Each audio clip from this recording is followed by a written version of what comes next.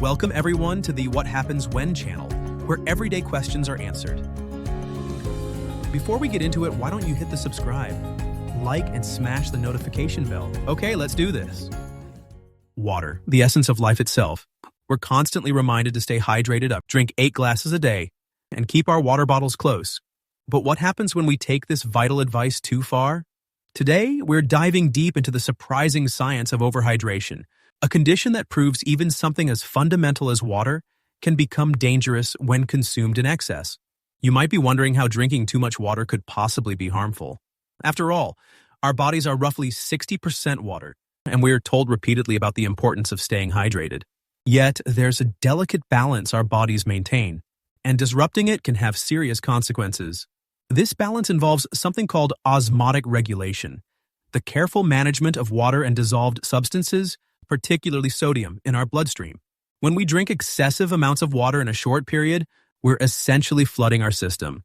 Our kidneys, remarkable as they are, can only process about 1,000 milliliters of water per hour. Anything beyond that starts to dilute our blood's sodium concentration, leading to a dangerous condition called hyponatremia or water intoxication.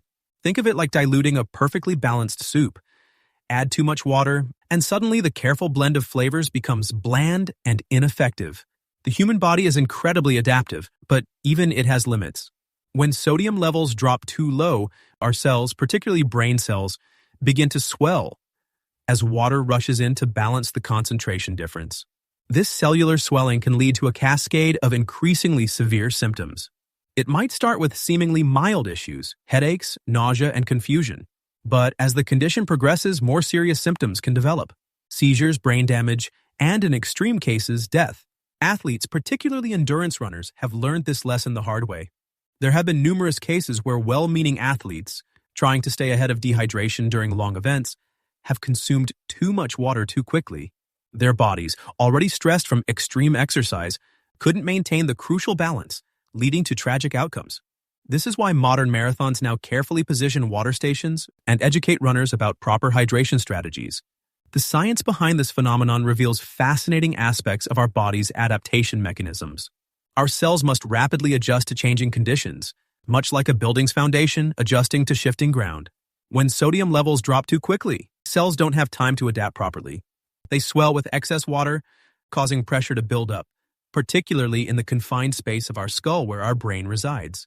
But here's what makes this topic particularly relevant. We live in a society where more is better often seems to be the default assumption. We are bombarded with messages about increasing our water intake, carrying water bottles everywhere, and staying constantly hydrated. While proper hydration is indeed crucial, these messages sometimes overlook the importance of balance and moderation. Consider this.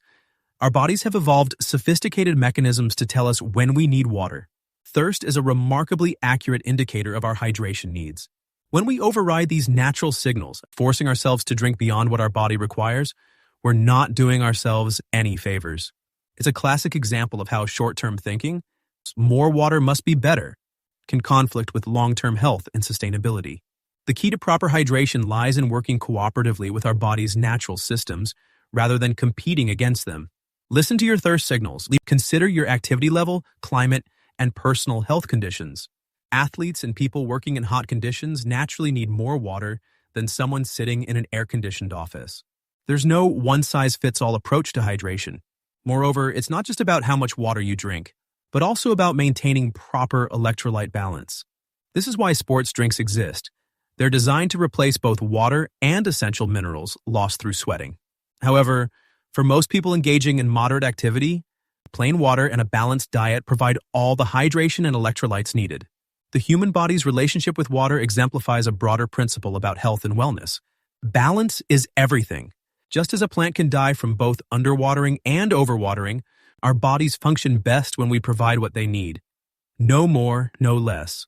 This principle extends beyond hydration to virtually every aspect of health and nutrition. As we conclude our exploration of overhydration, remember this.